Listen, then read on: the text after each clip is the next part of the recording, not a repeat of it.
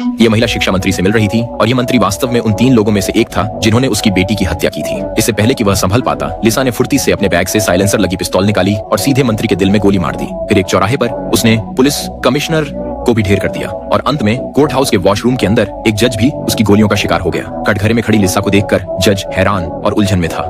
Serial killer भी आमतौर पर हत्याओं के बीच कुछ अंतराल रखते हैं, लेकिन उसने एक ही घंटे के भीतर 3 उच्च पदस्थ अधिकारियों की हत्या कर दी थी। ऐसा करने का आखिर मकसद क्या था? लिसा का जवाब हैरान करने वाला नहीं था। ये तीनों ही वे असली अपराधी थे जिन्होंने सिया के साथ बलात्कार कर उसकी जान ले ली थी। चूंकि कानून उन्हें सजा नहीं दे पाया, तो बेहतर यही था कि वह खुद हिंसा का जवाब हिंसा से दे और अपना बदला ले। केवल इसी तरह उसकी बेटी की आत्मा को आखिरकार शांति मिल सकती थी। तथ्यों के स्पष्ट और सबूतों के निर्विवाद होने पर जज ने तुरंत लिसा को जेल भेजने का आदेश दिया और माओली को पूरे मामले की गहन जांच करने का जिम्मा सौंपा। साथ ही एक पूर्ण और विस्तृत जांच रिपोर्ट मांगी। जांच के भारी दबाव के बीच माओली ने पता लगाया कि लिसा का पूर्व पति फक एक अस्पताल में मुख्य डॉक्टर था। उसने संक्षेप में बताया कि कैसे उसे और लिसा को प्यार हुआ था। शादी के कई सालों बाद फक पर अपने माता पिता का लगातार दबाव था कि वे बच्चे पैदा करें, लेकिन तब भी लिसा खुद बच्चे को जन्म देने के बजाय उसे गोद लेना पसंद करती थी।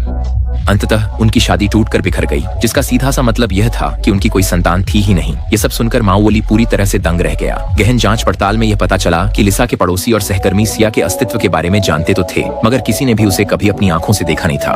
कब्रिस्तान के केयर टेकर ने भी ये खुलासा किया कि उस रात शराब के नशे में होने के बावजूद उसे अच्छी तरह याद था कि मौसम बिल्कुल साफ था और लिसा का व्यवहार काफी अजीब था।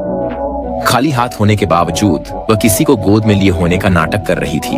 अगले दिन उसने प्रमुख को बताना चाहा, पर उन्होंने अनसुना कर दिया, तो वह चुप ही रहा। अब माओली को यकीन था कि लिसा को गंभीर मानसिक समस्या है। अपनी थ्योरी की पुष्टि करने के लिए उसने फिर से फक से संपर्क किया और उसे सिया की तस्वीर भेजी। लेकिन तस्वीर देखने के बाद फक ने माओली को एक चौंकाने वाला जवाब दिया। क्या यह बचपन की लिसा नहीं है? उसका पूरा नाम सिया लिसा है। उस पल माओली की भावनाएं बेहद उलझ गईं और वह हैरान रह गया। अगले ही पल वो अपने एक दोस्त के घर पहुंच गया। ये दोस्त स्थानीय स्तर पर एक मशहूर मनोचिकित्सक था।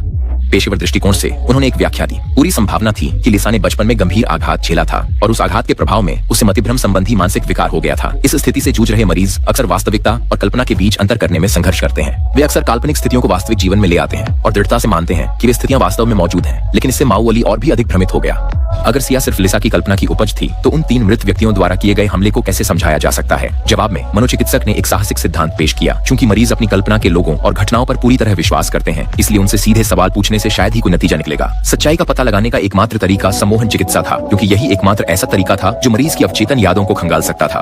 और इस तरह माओली के बार बार समझाने पर लिसा आखिरकार जेल की कोठरी के अंदर सम्मोहन उपचार कराने के लिए सहमत हो गई। डॉक्टर के चरण दर चरण मार्गदर्शन में लिसा जल्दी ही सम्मोहित अवस्था